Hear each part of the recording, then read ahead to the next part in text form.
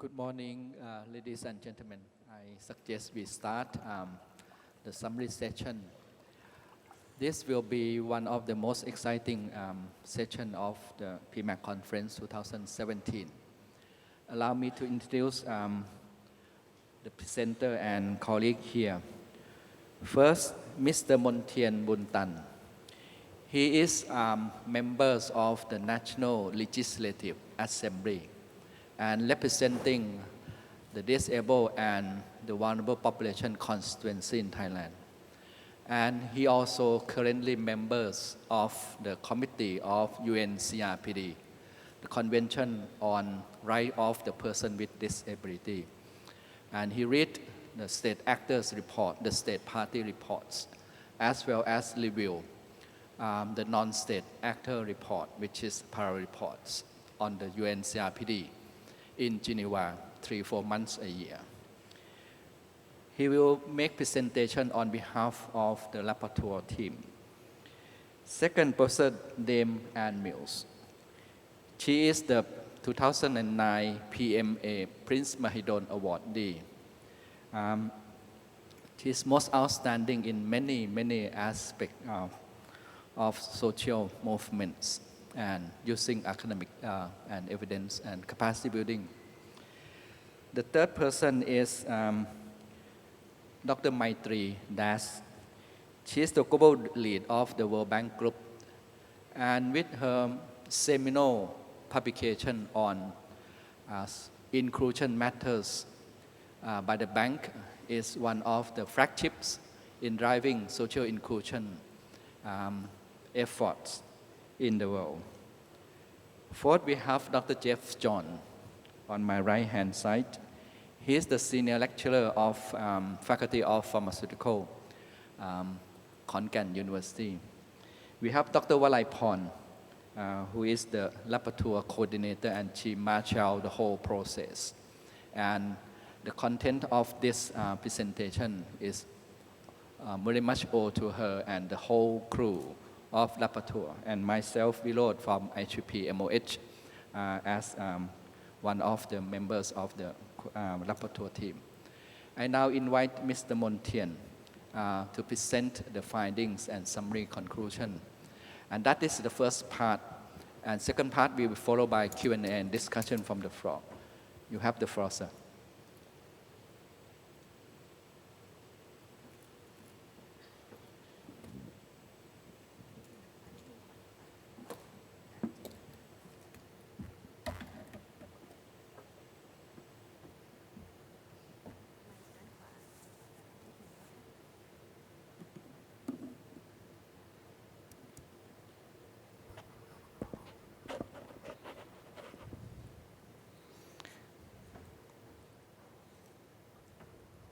Excellencies, ministers, secretaries, distinguished guests, ladies and gentlemen, a very good morning to all. I am speaking on behalf of the rapporteur team, and many of you who are familiar with me and my activities, please bear in mind that I'm just delivering it as a messenger. I'm a messenger. It is an opportune time for the PMAC 2017 to address the health of vulnerable populations in the context of SDG, which focus on social inclusion, leaving no one behind. The PMAC 2017 has been arranged between 29 January and 3 February 2017. During the pre-conference, there have been 34 side meetings and 6 field trips. During the main conference, there have been 3 keynote addresses, 4 plenary sessions, and 19 parallel sessions, and many launch events, poster, presentation, and art contests. There are a total of 888 registered participants from 73 countries. Half of the participants are male. We have a total of 134 persons who took the role as chair, moderator, speaker, or panelist. The graph at the upper right of the slide clearly indicates that more males than females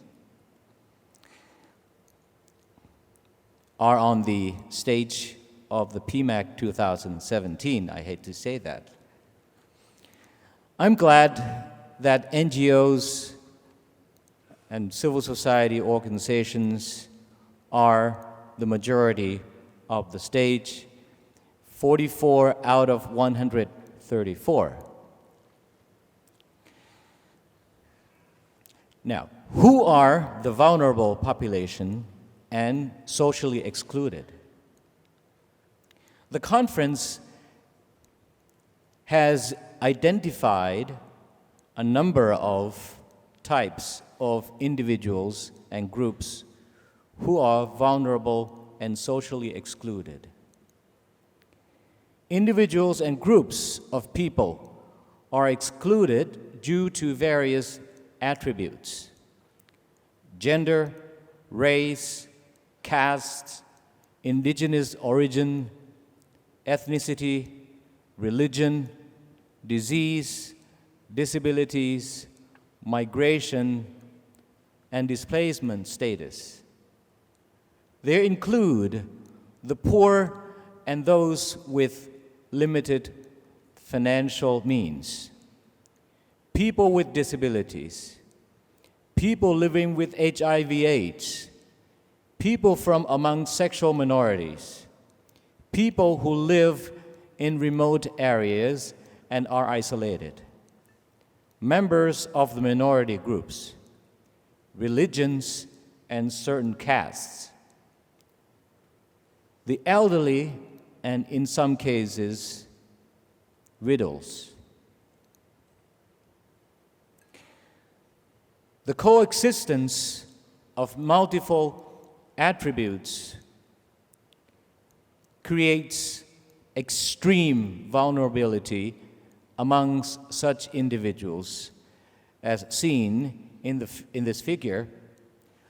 For example, a disabled young girl belonging to a disadvantaged caste living in a tribal area of India is categorized as the most vulnerable of the vulnerable people. We often refer to this as intersectionality. The consequences of social inclusion are enormous. The vulnerable are often invisible in the society in which they live, and their social exclusion is associated with low social standing, poverty, low human capital endowments, restricted access to employment and services, and lack of voice. The pain and suffering of refugees. In 2015, IOM is estimated that 65 million persons are forcibly displaced due to conflicts. 21 million are refugees. 34 million are internal displaced persons. And 10 million are stateless people whose experience is not acknowledged by any nation state. Natural disasters result in additional 19 million being displaced. Religious and political conflicts are major drivers of refugee flight. Evidence clearly shows the grave health consequences of refugee status. Physical assaults, mental breakdown, and depression. In some settings, refugees are sexually abused and their human rights violated, as in many of their detention centers for asylum seekers. Despite the contributions by UNHCR, MSF, and other humanitarian actors, the increasing numbers of refugees and displaced persons due to armed conflicts far exceeded their resources, limiting their ability to provide effective support to all.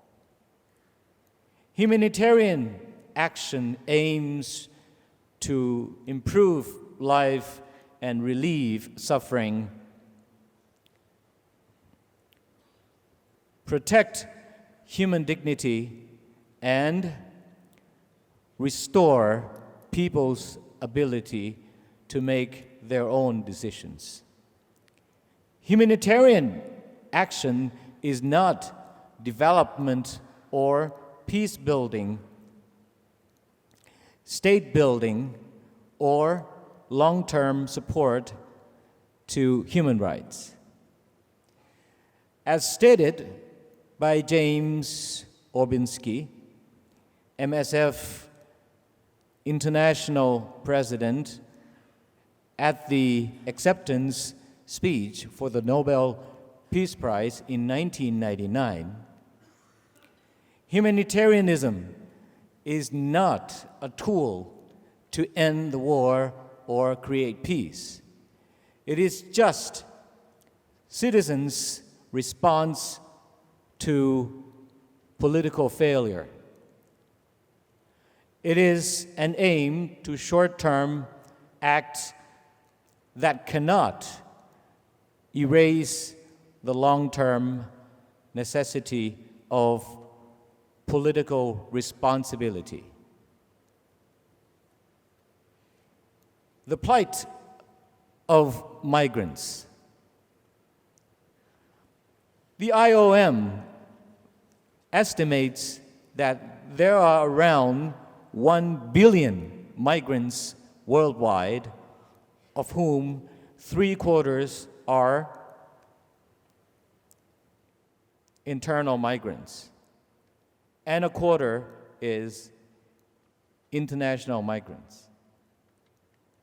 Economic disparity across rich and poor countries, and demographic disimbalance between global north with a low fertility rate and labor shortage, and the global south with labor surplus are the main drivers of migration. This stereotyping and public discourse, which discriminate against a large number of migrants, is the main driver of the xenophobia and violence against this group. Evidence shows that the migrant-friendly policy towards Syrian refugee in Turkey contributes to improve economic well-being of both migrants and the host country. Poor migrant workers face high costs when sending money home to their families. The fees on average amount to 7.5% of the total remittance. In 2015, the worldwide remittance flows from the United States to other countries was 134 billion US dollars. It is estimated that cutting transfer charges by at least 5 percentage points can save up to 16 billion US dollars a year, improving the economic livelihood of these migrants and their families.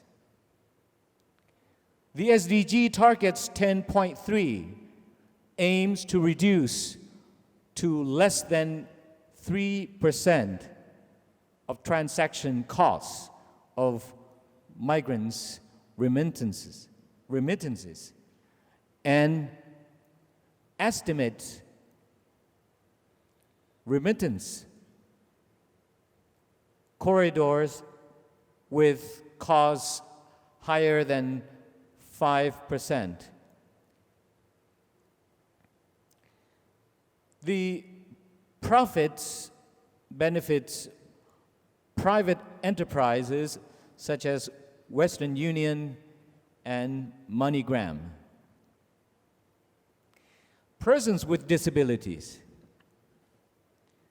Disability is not caused only by physical, mental, and other impairments, but various barriers such as family and social attitudes and stigma are additional burdens.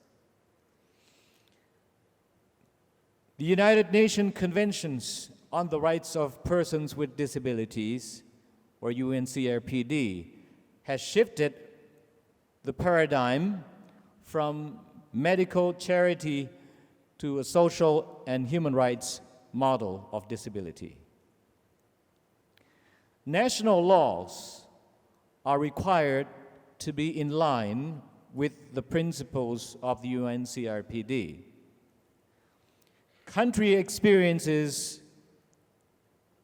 demonstrate a need for harmonization with other conventions such as the Convention on the Rights of the Child, CRC, the Convention on the Elimination of All Forms of Discrimination Against Women, CEDAW, and other international human rights instruments to address the challenges of multiple forms of vulnerabilities. Despite these two conventions ratified by state parties, the UNCRPD and the CEDAW, governments lack capacity to implement the national laws, leaving huge room for major improvement not only in low and middle income countries, but also in high income countries. Support to ensure full social participation by persons with disabilities are grossly lacking. For example, there are linguistic barriers affecting deaf people and physical and information environment challenges for the blind. Eugenic sterilization of people who are either psychosocial disability or mental disability without their consent is not uncommonly practiced in countries which have ratified the UNCRPD and CEDAW.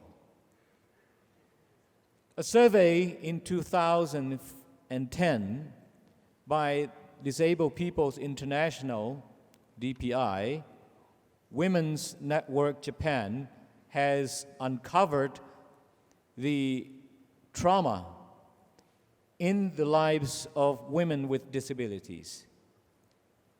One physically disabled woman in her 30s reported as follows: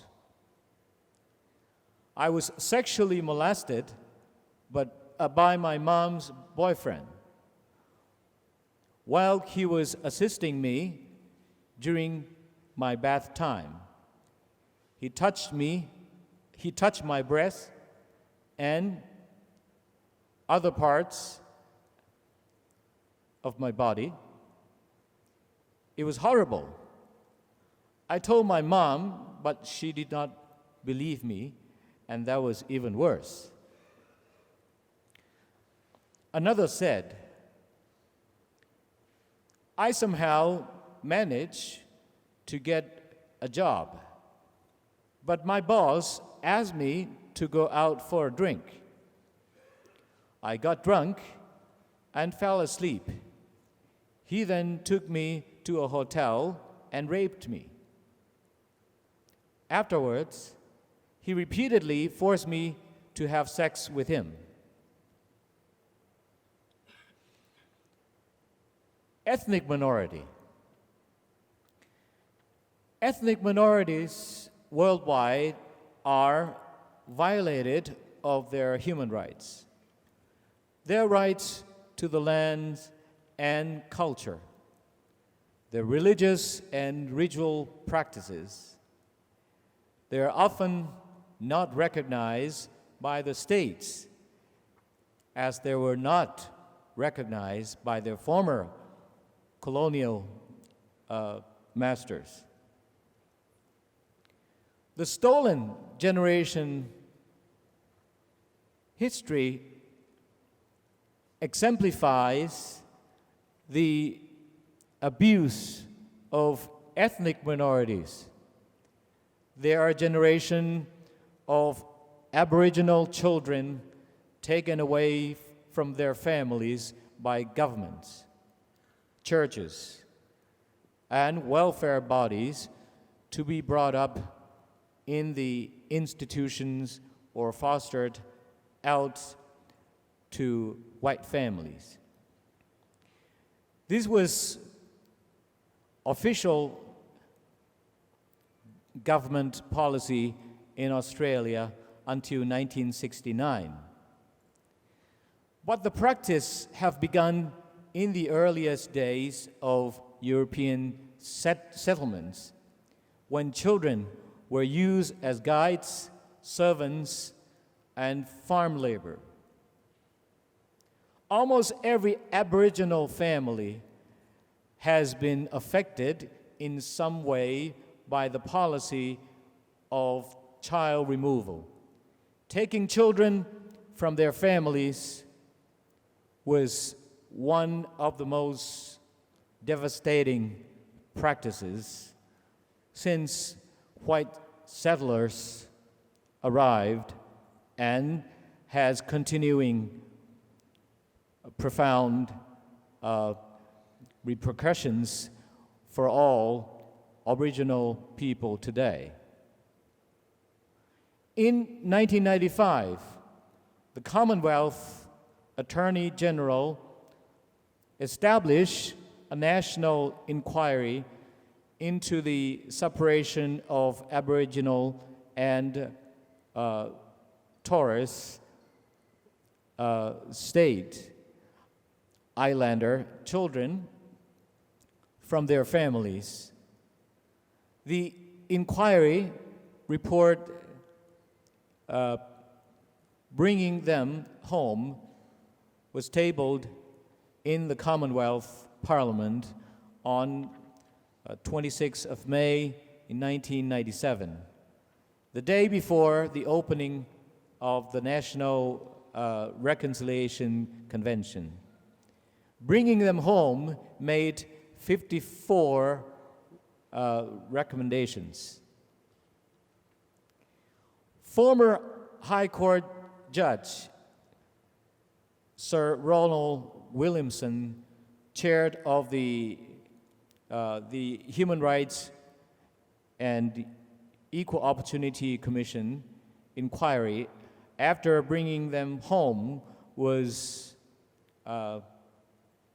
in Canberra, that children were removed because of the Aboriginal race was seen as an embarrassment to white Australia.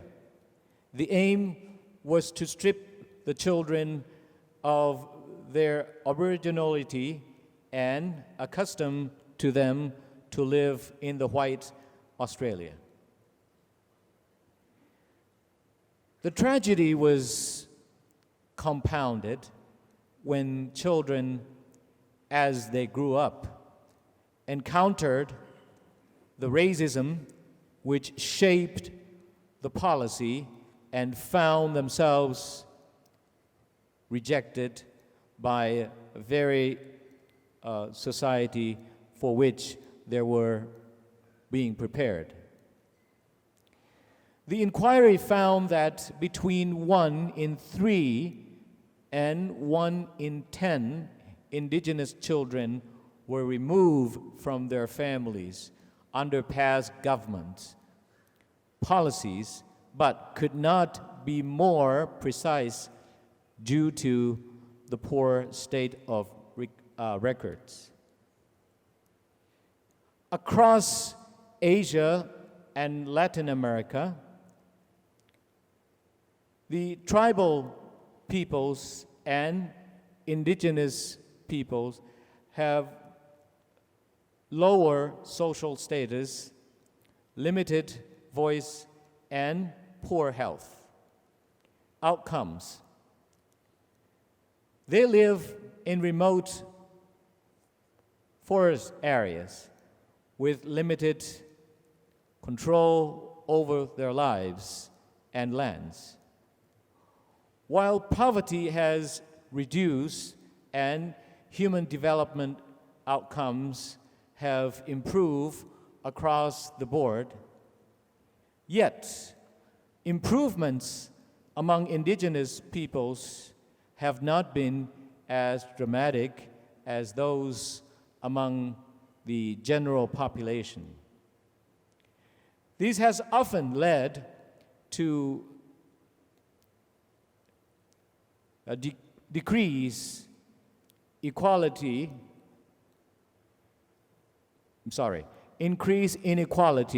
between indigenous and non-indigenous populations.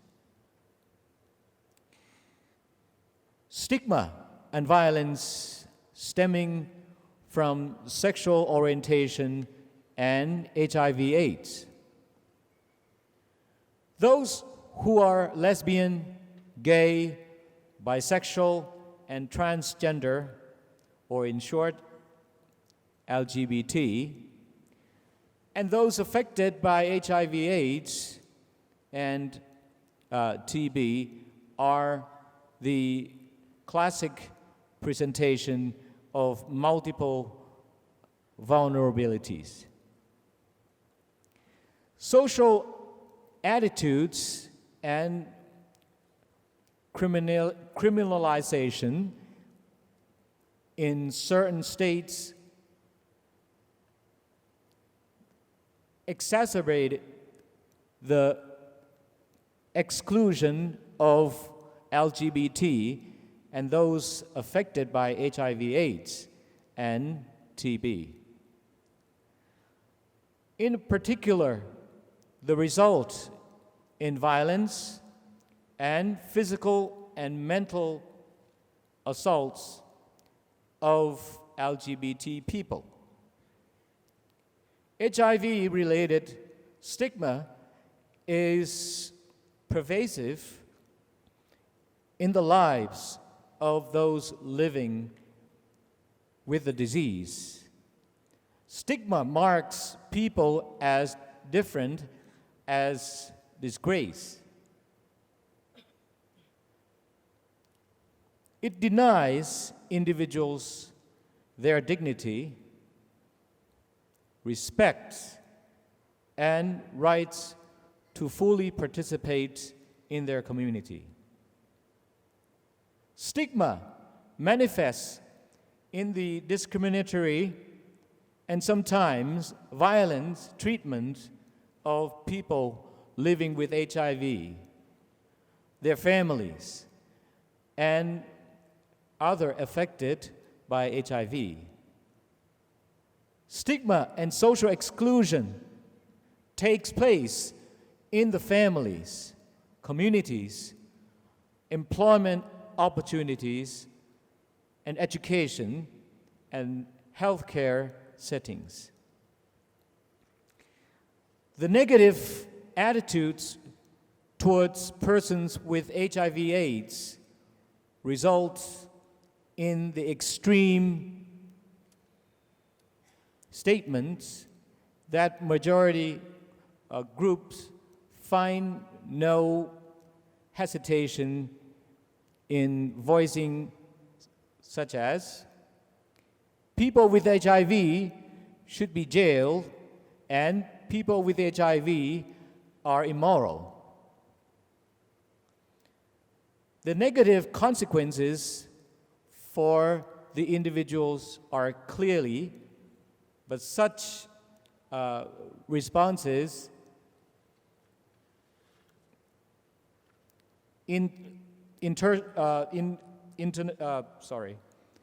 internationalized stigma also undermine familiar and community networks and represent a group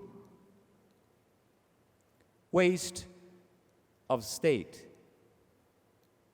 social capital. Efforts to increase public awareness and encourage the proper understanding of HIV/AIDS through campaigns by UNAIDS, civil society organizations, and other partners have contributed greatly to minimizing the stigmatization of HIV/AIDS through even progress, though even progress is apparent. The solution stream along march toward social inclusion. Social inclusion can be defined in two ways. The first is broad sweep definition, which frames social inclusion as the process of improving the terms of individuals and groups to take part in the society. A second, shared definition takes into account how the terms of social inclusion can be improved and for whom. It articulates social inclusion as the process of improving the ability, opportunity, and dignity of people disadvantaged on basis of their identity to take part in the society. The conference has discussed and proposed various solutions in support of social inclusion.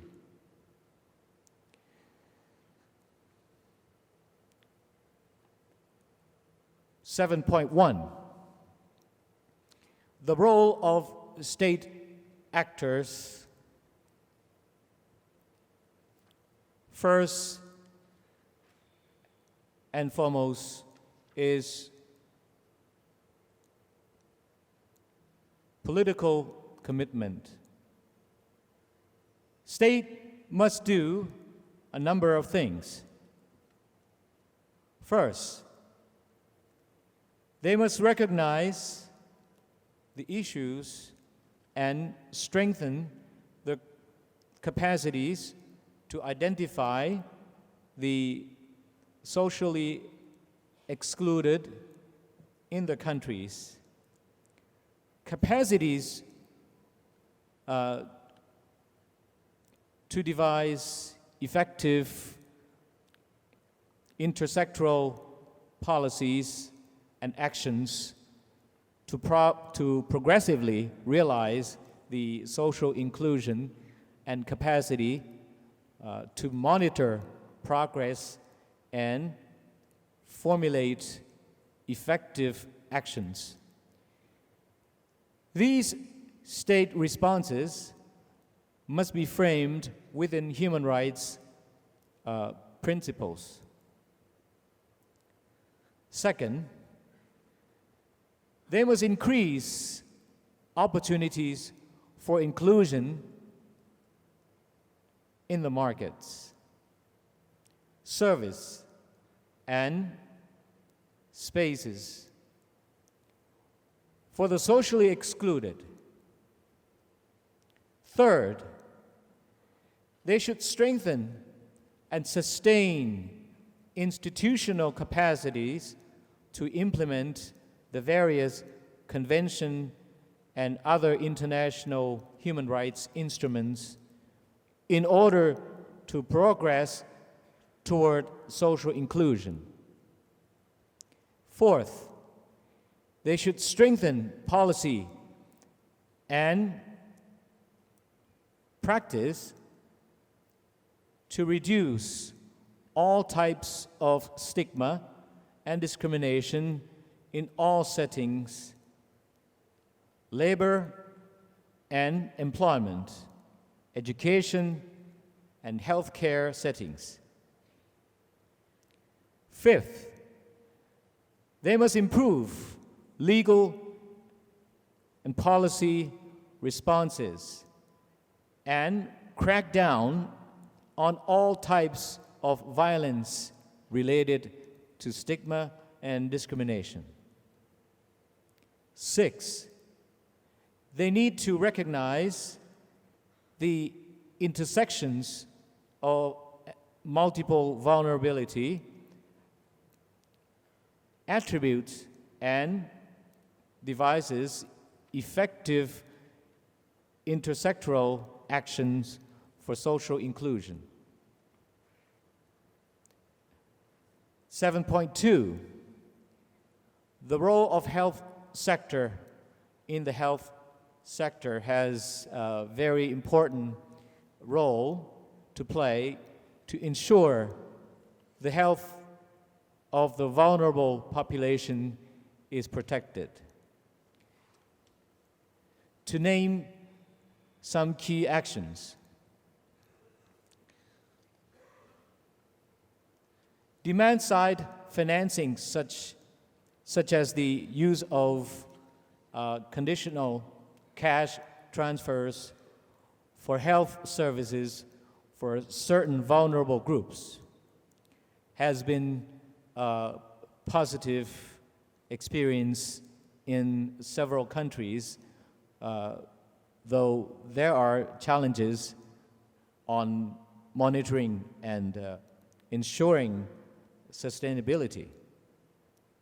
However, demand has to go hand in hand with regulated supply of services. Progress can be made in ensuring the provision of dignified and respectful services.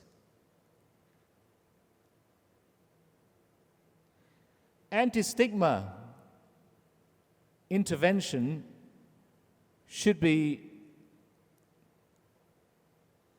embedded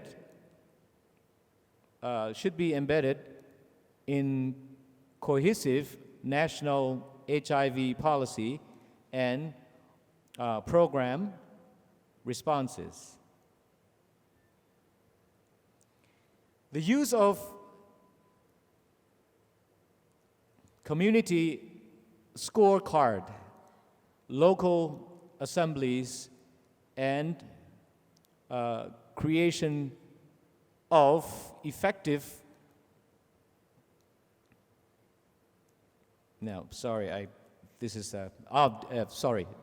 effective dialogues between community and healthcare providers can encourage the collaborative governance for health and enhances the accountability of providers and the states to citizens. Health professional education should be transformed in both institutional and instructional dimension towards the socially accountable health workforce by providing the greater opportunities for the students from socially excluded groups to train as health professionals and be located in their home communities. This can ensure more dignified and respectful services to their local populations. Now, point 3, the role of the scientific communities. Scientific communities have an important role to play. For example, they should develop greater understanding of stigma and discrimination based on social identity. Understanding and social dimension of the solutions to stereotyping, which generates stigma and social exclusion. Devise innovation for effective reduction of the stigma and discrimination. Point number 4, the role of non-state actors. Experiences of non-state actors demonstrate the contributions they can make. The Culture Center of the Deaf in Mongolia has good experiences in advocating for awareness of the UNCRPD and has also contributed to the CRPD shadow report. The Disabled People's International, or DPI, Women's Network in Japan has addressed the multiple form of discrimination towards women with disabilities. Disability reform and linkages between the CRPD and the CEDAW. The creation of the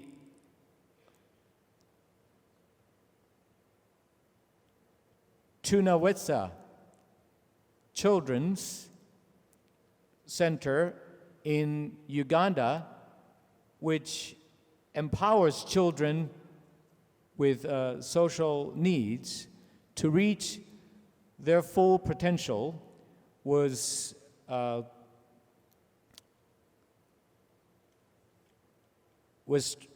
triggered by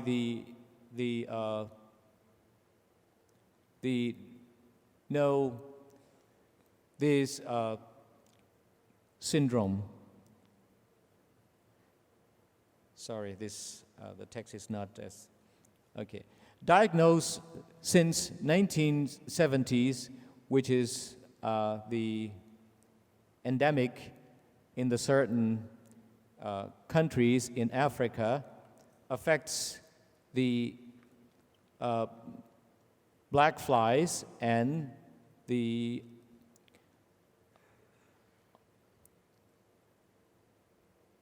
on-culture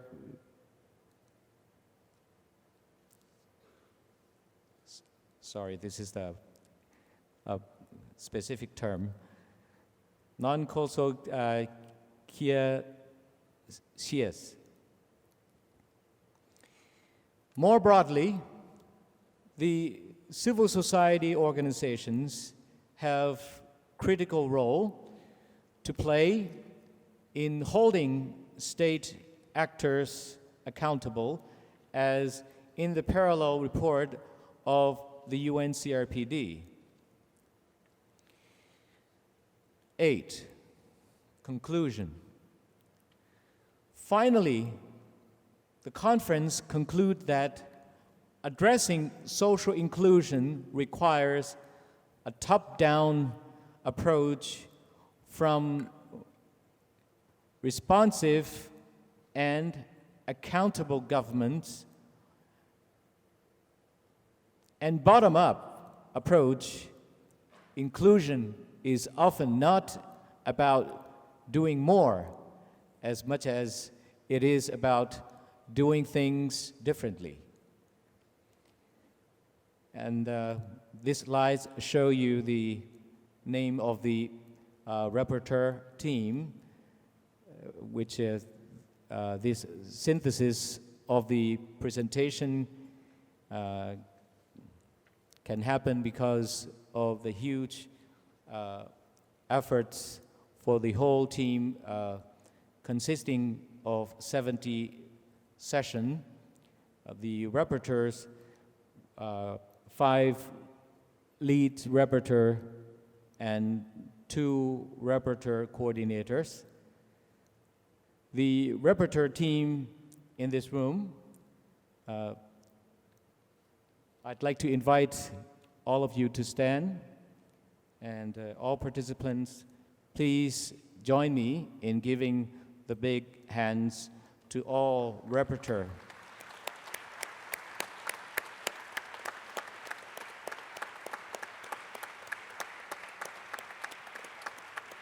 And without them, we couldn't have this well-prepared summary of the conference material. And that is all presentation. Thank you very much for your attention. Thank you.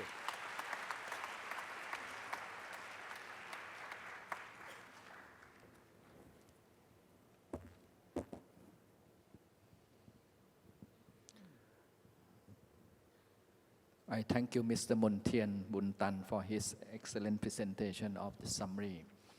And also thanks all the rapporteur teams who are standing up, and we have hands of applause to them. The next session before 10:30, we have 30 minutes more for general discussion or question from the floor. Please, if you line up, we have 3 microphones here, middle, and the left. Please also identify yourself, and we will respond in batch mode, some 4 or 5 questions.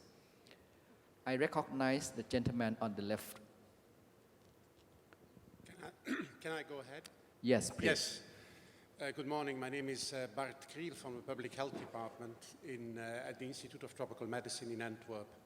Thank you very much for this synthesis. I would like very quickly to share 3 comments.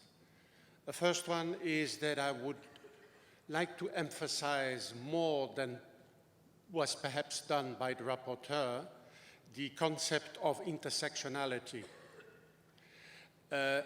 Social identity and social location cannot be reduced to one single feature. So it's not about gender or elderly or disabled or widows or poor, but very often a combination of these things. To some extent, this is illustrated in the World Bank figure you referred to, 2013, with these overlapping circles. If we reduce people's social identity to one single attribute, I think we reduce something that is very complex. If I may just give a very straightforward example from my own country, Belgium. Well, a middle-class Muslim male named Mohammed is much more discriminated on the housing market than a poor white lady. So it's a combination of things, and I think we need to perhaps make this more explicit. A second comment I want to make is about the social exclusion being associated with a number of issues, like, for instance, reduced access to services. This is, of course, very correct. What I would like to emphasize, I've been working in policies in my municipality on poverty and social exclusion. Social exclusion is also about feelings and emotions, not only about accessing or not accessing services. It's about feelings of shame and guilt and worthlessness that are also very much associated with social exclusion. And the third and final comment I wanted to make is I want to mention the concept of adverse incorporation, something I learned from Andries du Toit in South Africa, who has been working with farmers. And he says, well, adverse incorporation is some sort of inclusion, but not on the terms of people, but on the terms of, well, mainstream society. And he gives the example of workers, agricultural workers, having a job, but being excluded from participation in social and political life. So let's not see inclusion versus exclusion as something dichotomous. It's a continuum. And having a job, in this example, is not necessarily synonymous with being socially included. Thank you very much. Thank you so much for your comments. I recognize on the right-hand side and followed by middle. Thank you very much. Simon Wright from Save the Children. I'd like to join in congratulating the organisers and the rapporteurs for a very fantastic conference. I've heard repeatedly in discussions about how the health service can try to address exclusion that poor and marginalised communities are economically disadvantaged, and that health services that are not properly funded, that don't pool fairly from all sections of society, and that don't remove out-of-pocket payments, continue to exclude the poor and marginalised communities from being able to access health services. So I'd really like to see this come through as a very strong recommendation from the conference that if we are to build inclusive and truly universal health coverage, then it must remove out-of-pocket payments and must also try to address the structural exclusions. But I think that's been a really strong message I've heard in so many sessions, that fragmented systems of health financing that do not properly pool and do not guarantee access will continue to exclude people. Thank you. I invite the lady from the middle. Yes, thank you very much. I'm Miriam Mwere from Kenya. I did not hear any mention of people living in slums. There are 1 billion people who live in slums, who are marginalized. They are invisible, although they are very visible. And that point had been made during the discussion that people living in slums need to be addressed, and also people living in rural, marginalized communities. And that in both cases, the community health approach involving the people has been found to work. And I didn't hear any of this in the final report. Thank you.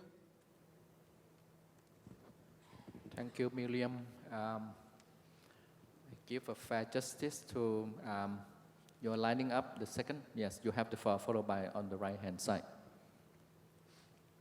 Hi, I'm Cem Terzi from Turkey. At the summary, it was said, friendly approach of Turkey to refugees showed us economic benefit for refugees as well as Turkish economy. But I like to say that out of 1 million Syrian refugee workers in Turkey, only 5,000 of them has formal work permit and enjoys social security. So the vast majority of the Syrian refugees is working so-called illegal, informal sectors without any social security, in a very, very poor condition. I don't think they are enjoying the economic situation of them. Thank you for clarification from colleague from Turkey. You have the floor, madam. Good morning. My name is Audrey Mbogwa from Kenya. I would like to request you to make some corrections. Transgender, once again, let me say, is not a sexual orientation. We need to unlearn that LGBT thing because it's not working. We don't want this culture of saying that decriminalization or criminalization of certain acts contribute to high prevalence of HIV in the transgender community. That is a lie.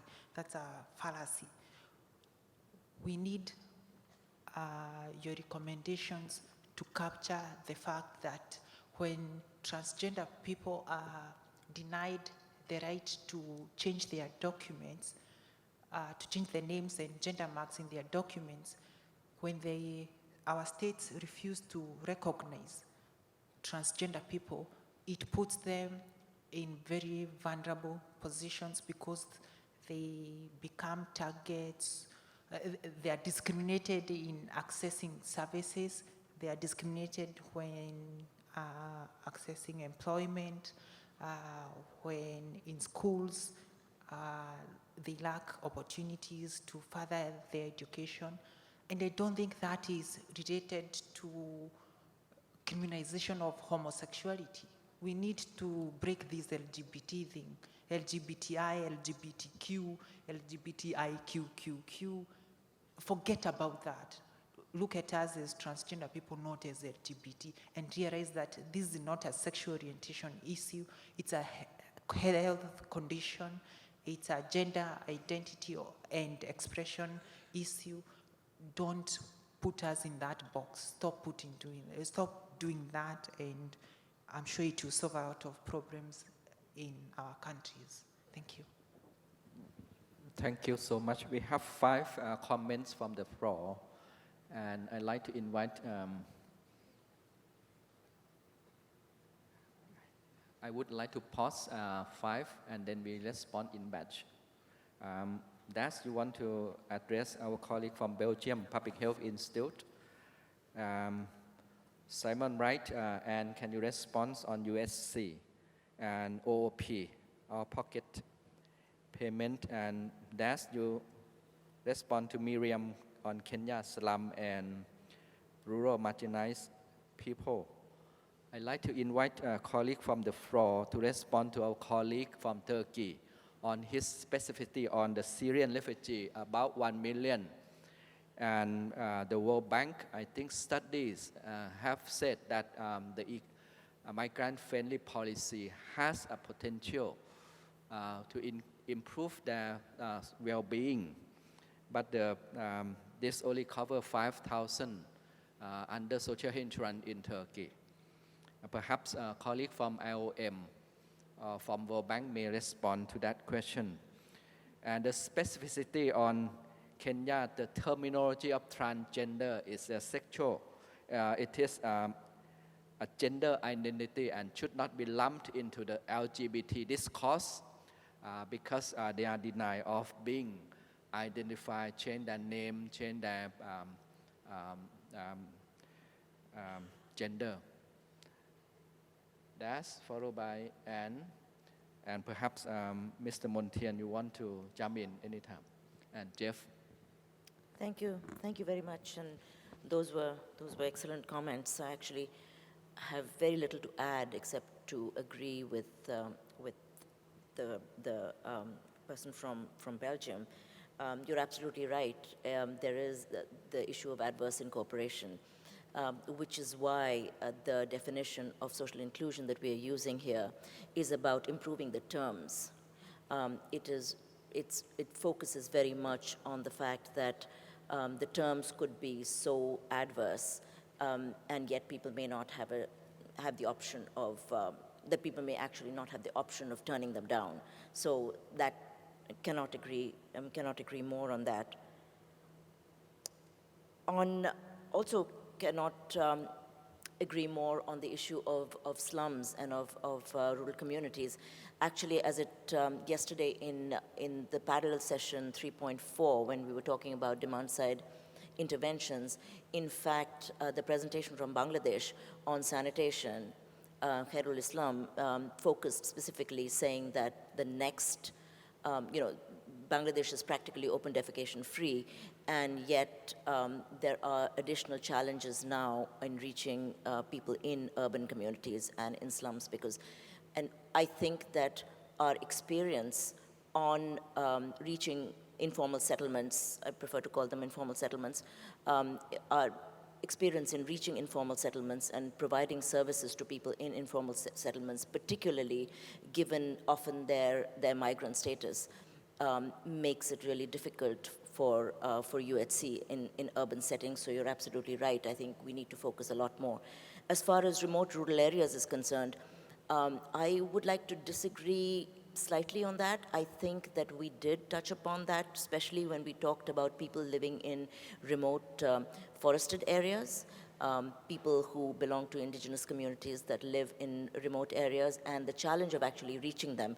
Again, since I was not able to be in all of the parallel sessions, in parallel session 3.4 for sure, we talked about remote rural areas. So I just think that the richness of this conference is something that we're hearing from different people, and I think we did touch upon some of those.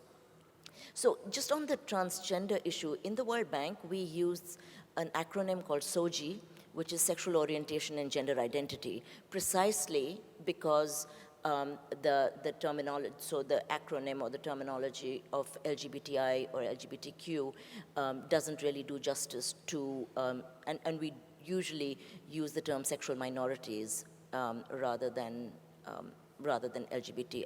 So that's just an aside. Yes, just very briefly, yes, of course, the importance of reducing out-of-pocket payments to improve financial access, but also the need to recognize the multiple influences on access, and that reducing only the financial one is usually not enough. So if that wasn't reflected in the summary, it will be better reflected. Thank you. I invite whether William Lacy Swing or Paul Spiegel is still on the floor. I remember that IOM Director William Swing has said very clearly on plenary session 3 that migrant-friendly will result in much better economic performance than migrant non-friendly countries. So that is all I see. I think Thomas Palu, representing World Bank here, you may jump in if you have further information on migrant-friendly policies.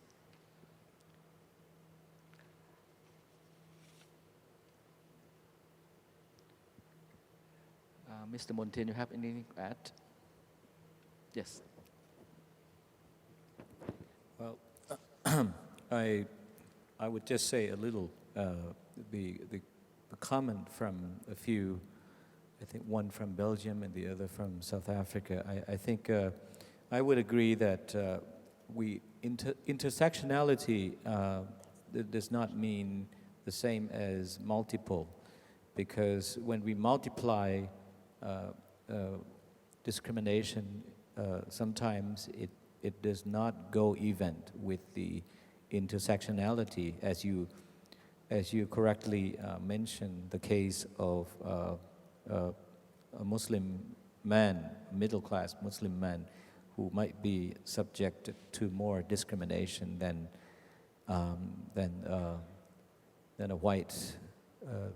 a poorer white person in Belgium. I also subscribe to the proposal or to the opinion that inclusion itself must not submerge people into one melting pot, because people should be able to still remain with their identity. And this is, in the human rights field, we're very serious about this. And that's why we look at inclusion so different from integration. The integration, people have to compromise their identity in order to be accepted, in order to be able to live in the mainstream society. But inclusion respects differences, diversity, and does not require people to be submerged. So that's all my comment is. Thank you. Thank you.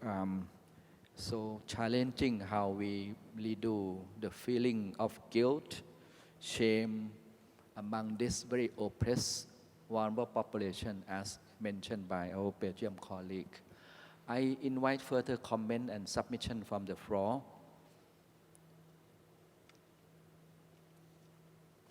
There's one gentleman at the middle. You have the floor, sir, and followed by Hani Senak. Thank you, Chairman. My name is David Parirenyatwa, Minister of Health, Zimbabwe. I am pleased that this conference has gone on so well. But I just wanted to make sure that we keep HIV on the global agenda. And I hope that we can declare that in this declaration. Because now there's seemingly a lot of complacency. Things have gotten better on HIV. But really, we still have not won this war. So perhaps we should really declare the need to keep HIV on the global agenda. The second thing is, let's also emphasize the issue of revitalizing combination prevention in terms of HIV. I think, to me, that is critical to winning this war against HIV. I thank you. Thank you, David. Henny. Thank you very much for the excellent synthesis. Three very quick comments. Number one, the synthesis addresses perfectly the outcomes of processes of exclusion. So we looked at the excluded different groups of populations. But it's very important also to acknowledge that the exclusion is not accidental, and it's linked very much to processes that are related to power structures and governance, and this needs to be addressed to an extent in the synthesis. Number two, yesterday in the session on universal health coverage, the progressive financing was emphasized, including the role of tax-driven financing in bringing equity. I think this needs to not to be absent from the synthesis. Number three, I would say the linkage between LGBT and diseases like HIV, AIDS, and TB, I think it's not very useful as it was made in the synthesis, in addition to separating or using different terms rather than LGBT, it's also important not to link the sexual orientation or the gender issue to certain diseases which might add to the stigma. Thank you very much. Thank you, PHM. I recognize at the middle, you have the floor, sir. This is Abhay Shukla from India. It was an interesting synthesis, and a lot of the issues have been brought forth, but I think that while we're talking of intersectionality and identifying specific groups with various forms of vulnerability, somewhere we're missing out about the need for solidarity among all these different groups. And solidarity while retaining their identity. It's not a homogenizing kind of solidarity. And the point that if we are looking at a structure which is inequitable, which is inherently excluding all these groups, then there's something deeper, which is the problem with the structure of both society and the health systems. And that health systems, if they need to be inclusive, they have to actually counteract exclusions which are being generated by society and the economy, because poverty was missing in, I think, most of the summarization. There is large-scale exclusion of people because of poverty and the economic structures. And unless that is transformed, even this inclusion is not going to be very thoroughgoing. So that is one point. Another point is about non-state actors. We didn't hear much about the private medical sector, about private hospitals, about the forms in which these are also perpetuating exclusion, not just through their range of, basically irrational care, unethical practices, often also unaffordable costs of care, et cetera, and the need for them to be regulated and over a period of time and to be actually brought under a larger public regulatory framework. And finally, how does this whole discourse feed into our understanding about universal health care? Again, something which did not seem to come out very clearly. But the point is that the whole vision of universal health care has to link with our understanding of how to end all these forms of exclusion, at least in the health sector, and it should inform the entire governance structure of the health system, not only at the frontline level, but the entire design of the health system. Universal health care is actually the way forward for ending all these types of exclusion. This also didn't seem to come out so clearly. Thank you, colleague. I recognize the right-hand side. You have the floor. Dodo. Dr. Bansans from Asian Development Bank. This is just reflecting on what PMAC was last year, which is about priority setting. And obviously, as we operationalize priority setting in countries, that means you limit, based on the resources you have, the services that you will cover, whether your health insurance or Ministry of Health. And to how extent can we make it consistent with providing health services for vulnerable populations? Obviously, some among the services that may be most responsive to vulnerable population may not be among those that you will identify as most priority. So in a sense, it's a challenge on as we try to become much more using evidence and more rigid in trying to come out, let's say, with basic benefits. How can you make sure that the vulnerable population are not excluded? Thank you. We have 4 submissions. I'd like to ask, and you please unpack the issue. I think still have some misconception on the debate, whether public service is God, is best compared to private sector. The notion of public finance, public services, the belief that it must be that way. Public finance, but contractual agreement holding public and private sector accountable, which require regulatory capacity of government. So that is one issue. Second, I'd like to invite Maitri talk further about the intersectionality. I hear that due to technical inputs from the debate is not that extensive enough. Therefore, we just add the issue of on paragraph, I think paragraph 6, HIV/AIDS, and the issue of SOGI. If we think that we should not, all these are vulnerable population, and the intersectionality, we should not single out that we will advocate only HIV/AIDS, because you have UN General Assembly resolution on ending the disease anyway. It's on the high up in the political agenda. Migrant CEDAW has its own convention for which the implementation by state parties still are major gaps. Therefore, the debate of I like to single out myself to move my own and leave other people.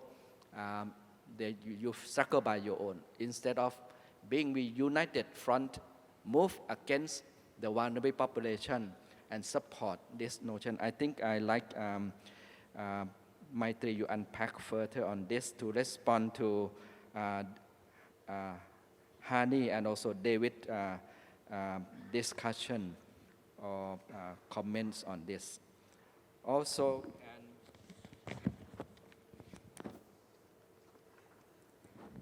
you may add the issue that Dodo Bangson has raised on the priority setting.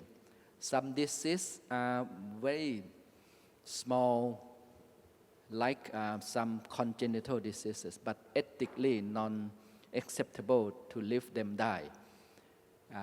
For example, some genetic disease, which is very rare disease, they are not on the benefit package. Therefore, the ethical dimension should be part of the priority setting, not only cost effectiveness. So perhaps you may comment on that notions, and followed by Maitri. Thank you very much.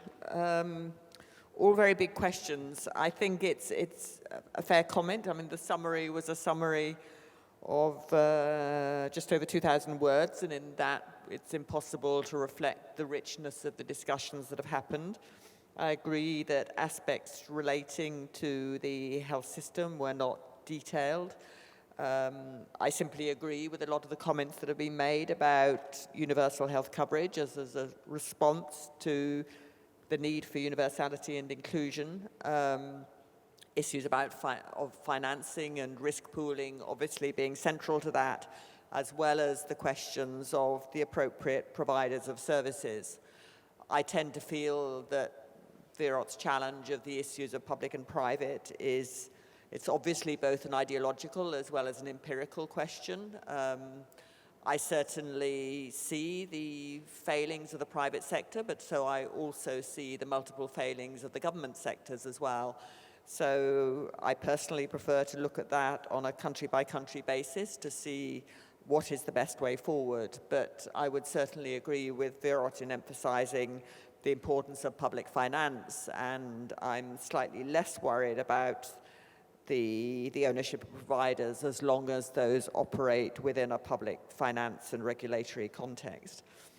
I think on the question of priority setting, which was explored very fully in last year's PMAC, clearly there are multiple criteria and values that enter into priority setting. Priority setting isn't only the preserve of economists and economic evaluation techniques. And again, I think we return to country values and country preferences in feeding into a priority setting process that effectively reflects the values of everyone in society, but also addresses the challenges of limited resources, because fundamentally resources are limited. One has to decide how to allocate those, and what's then important is that there are transparent criteria about how one does that. Thank you. So thank you. I think that, let me sort of bunch the comments into three or four themes. The first one is there was quite a bit of conversation on identity and intersectionality.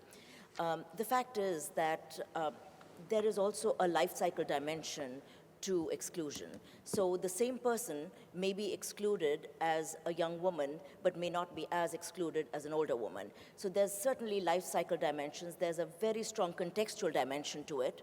So in a certain context, there is a criminalization of certain sexual minorities, and in another context, there's no criminalization. So whereas there may be discrimination, there isn't a criminalization. So there's a certain contextuality to the manner in which social identity plays out. And social identity isn't the same for every person, but that makes it a little bit more difficult to be able to make aggregate comments about social identity and to be able to target or to identify people who are at any point of time may be excluded or may have barriers to accessing healthcare. So from a conceptual sense, one can actually tease out the manner in which intersectionality plays out. But from a policy sense, it is exactly the kinds of comments that came about structural issues, about institutional issues. Are we building an institution, are we building a healthcare system that responds to different types of not just social identity, it could be an economic identity, it could be how does it respond to barriers? And that's really the point that came from this side of the floor, which was that, yes, it's not an accident that certain people tend not to be able to access healthcare, and there are historical circumstances for that. There are systemic and other kinds of circumstances because of which this happens, and hence the structural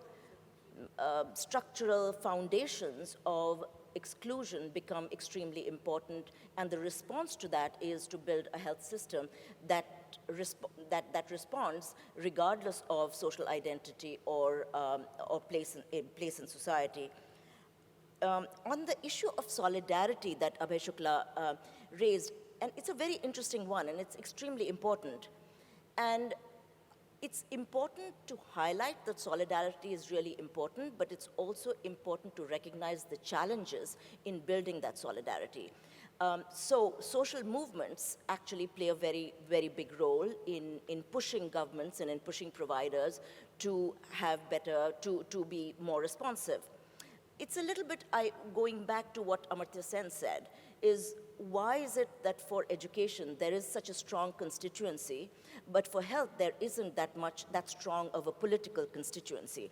And it goes back to issues of solidarity, it goes back to social movements, it goes back to the manner in which persons who demand health care can actually come together regardless of whether they are in a minority status or not. So it's a really important issue. The part that I found, and this is me sitting on that side rather than here, that I found a little less of a discussion on was that there was too much of a focus on vulnerability and much less of a focus on agency.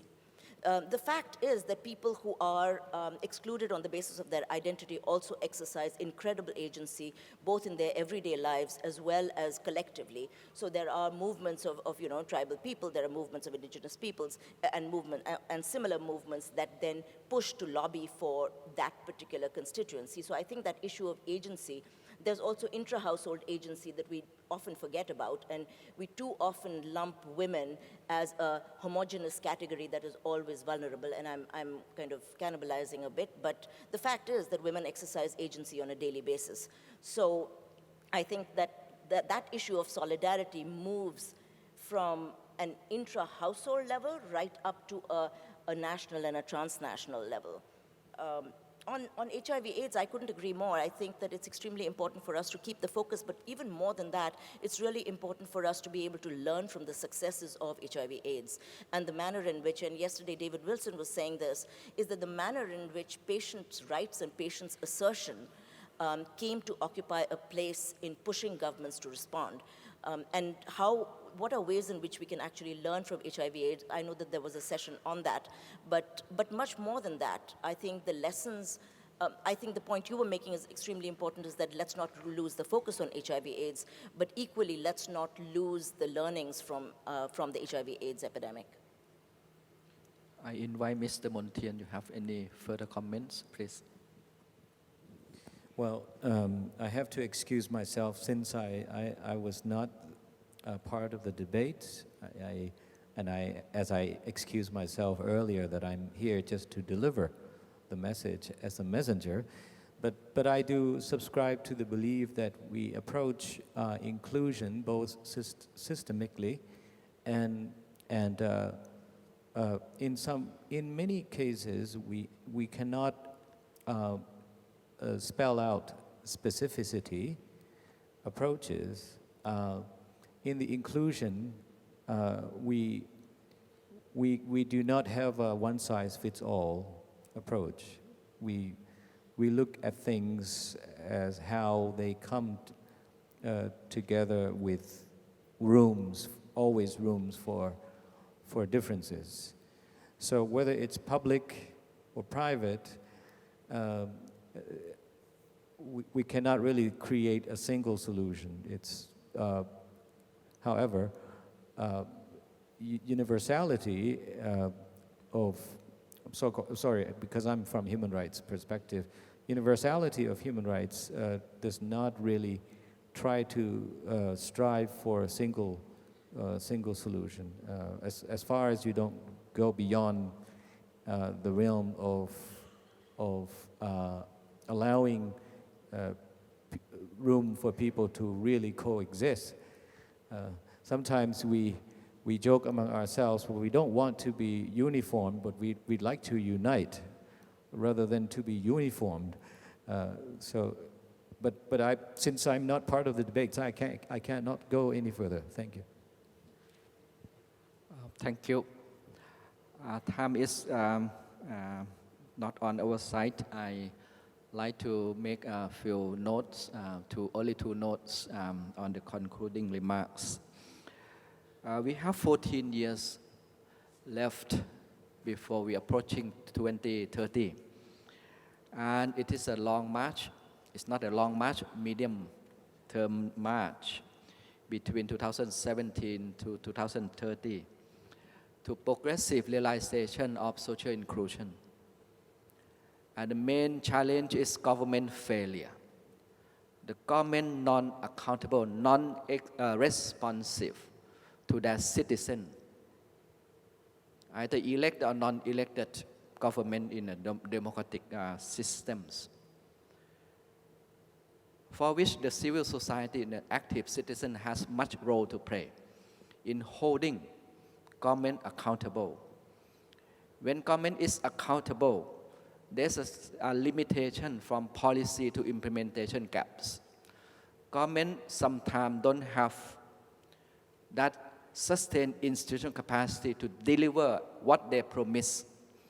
Therefore, a rhetoric statement is always there. Therefore, civil society has much role to play in providing and monitoring and push and make that a public issue, that social exclusion is a public issue. And final comment is USC has much role to play. Health has much role to play. Therefore, we sweep our floor in health sector. Health constituency has much role to play in providing a more inclusive society. I suggest we close the session, and thank you very much for all your attention, and thank you all the team on this stage, and thanks all the rapporteur.